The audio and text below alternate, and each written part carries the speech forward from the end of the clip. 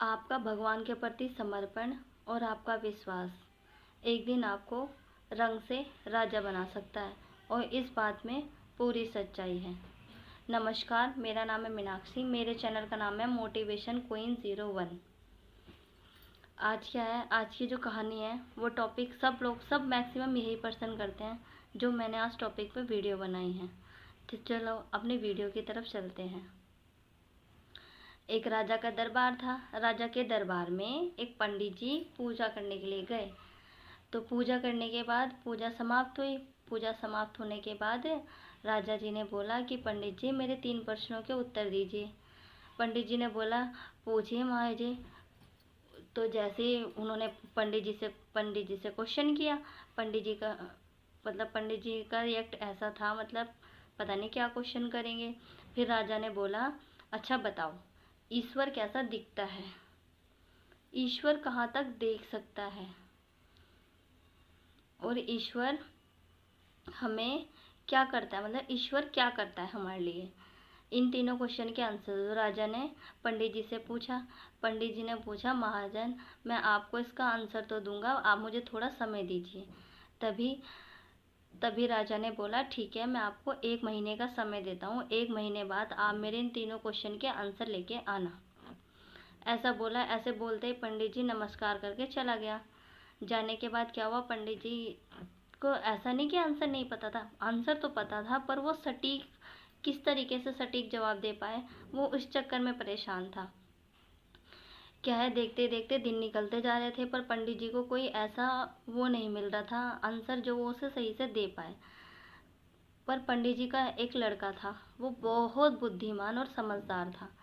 तो उसने देखा कि पिताजी 3-4 दिन से मतलब बहुत परेशान है, पता नहीं क्या बात हो गई है, परेशान ही रहते हैं। उसके बाद पंडित जी के लड़के ने उससे पूछा, पिताजी क्या बात है, आप क्यों परेशान हो?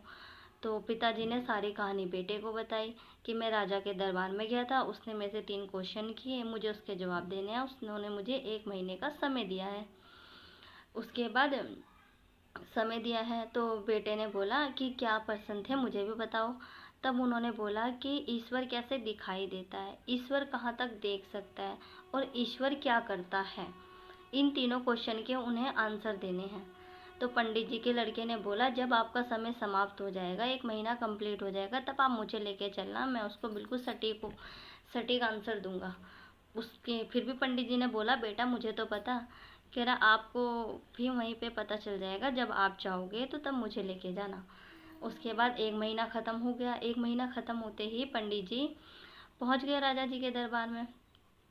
राजा जी के दरबार में पहुंचते ही सार राजा ने एकदम पहले बोला, बताओ, पहले प्रश्न का उत्तर बताओ कि ईश्वर कैसा दिखता है। उसके बाद उसने बोला, पंडित जी ने नमस्कार किया। नमस्कार करते बोला कि ये जो मेरा बेटा है ये बहुत बुद्धिमान है और समझदार है, ये आपको बिल्कुल सटीक आंसर देगा जो आप क्वेश्चन इससे करोगे। तो उसने बोला, बताओ बेटा, ईश्वर कैसा दिखता है? तो तब पंडित जी के लड़के ने बोला, महाजन आप तो बहुत कमाल के हैं। उसने बोला, क्यों? कि कोई भी अतिथि आता है तो हम उनसे पानी पूछते हैं, उन्हें बैठने के लिए पूछते हैं, पर आप आते ही सार प्रश्न के उत्तर पूछने लग गए। तो राजा को थोड़ी शर्म आई।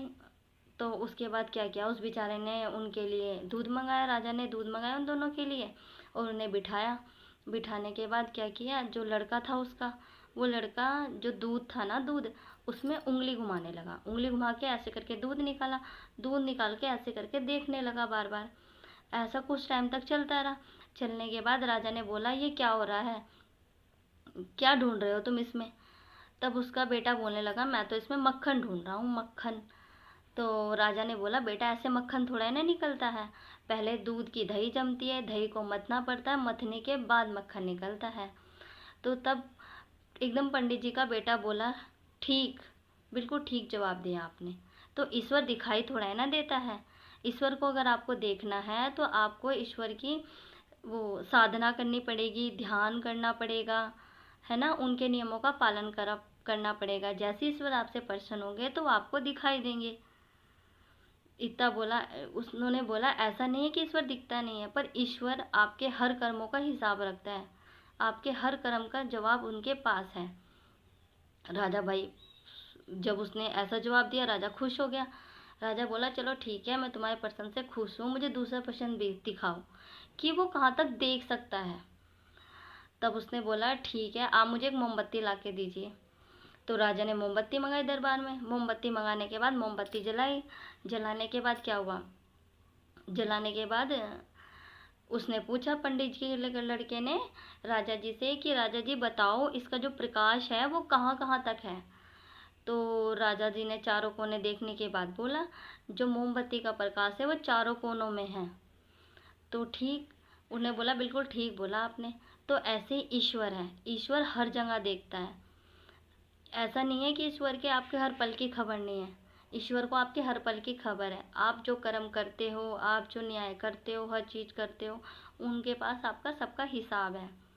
तो ईश्वर इसलिए हर जगह देखता है। उसको क्वेश्चन का आंसर सही लगा। उसने बोला चलो ठीक है, मैं तुम्हारी बात मान गया। राजा ने बोला मेरे तीसरे क्वेश्चन का आंसर दो। उसने बोला तीसरा क्वेश्चन क्या था भाई? तीसरा क्वेश्चन ये था कि ईश्वर क्या करता है। उसके बाद बोला ठीक है महाजन, मैं आपको इसका आंसर तो दूंगा, पहले आप मुझे ये बताओ कि आप मतलब आप मेरे से गुरु बन के पूछ रहे हो या शिष्य बन के जवाब पूछ रहे हो। तब उसने बोला कि मैं तो ये शिष्य बन के पूछ रहा हूँ। तो उसने बोला अगर शिष्य बन के पूछ रहे हो तो शिष्य तो सिंहासन पे बैठा है और जो गुरु है वो नीचे बैठा है। तो उसे भाई बेचारे को शर्म आई, लज्जा आई। तो राजा क्या हुआ, राजा अपने दरबार से उठा, सिंहासन से उठा, मतलब दरबार में सिंहासन से उठने के बाद नीचे खड़ा हुआ और उनको बोला महाजन आप आइए और हमारे सिंहासन पे विराजमान होइए। उसके बाद भाई पंडित जी का बेटा राजा जी के जो सिंहासन था उस पर विराजमान हो गया। उसके बाद बोला चलो ठीक है, अब आपके कहे अनुसार बातें हो चुकी हैं, अब आप मुझे क्वेश्चन का आंसर दीजिए। तो तब पंडित जी के बेटे ने बोला अब बताने को रह ही क्या गया है। उसने बोला मतलब मैं समझा नहीं। एक पल में मैं रंग से राजा बन गया हूँ और आप राजा से रंक बन गए हो। ये चमत्कार सिर्फ ईश्वर ही कर सकता है। राजा को उसकी बात समझ में आ गई और मैं उम्मीद करती हूँ कि आपको भी समझ में आ गई होगी। तो इसलिए सबके साथ अच्छा व्यवहार करें, अच्छे से रहें और परमात्मा के ऊपर भरोसा रखें। आज नहीं मिल रहा तो ज़रूरी नहीं कि कभी नहीं मिलेगा, ज़रूर मिलेगा। बस संयम रखो, धैर्य रखो और अच्छे से काम करो और सबके लिए पॉजिटिव रहो, पॉजिटिव सोचो और अपनी थिंकिंग भी पॉजिटिव रखो, अच्छा करो और अच्छा ही होगा। क्योंकि क्या है, जो हम दूसरों को देते हैं ना वही हमें मिलता है। अगर हम दूसरों को बुराई देंगे तो हमें बुराई मिलेगी, हम किसी को अच्छाई देंगे तो वो हमें अच्छाई मिलेगी, पर वो हमें हमेशा दुगना होके मिलता है, दुगना। तो अच्छा दोगे तो अच्छा मिलेगा ना। मुझे लगा कि आप मोटिवेट हो गए होंगे मेरी वीडियो से। तो ऐसी वीडियो मैं आपके लिए बनाती हूँ, तो आप मुझे सपोर्ट करो और मेरी वीडियो को हो सके तो लाइक करो, सब्सक्राइब करो, औरों को शेयर करो जिससे कि वो भी मोटिवेट होते रहें। नमस्कार।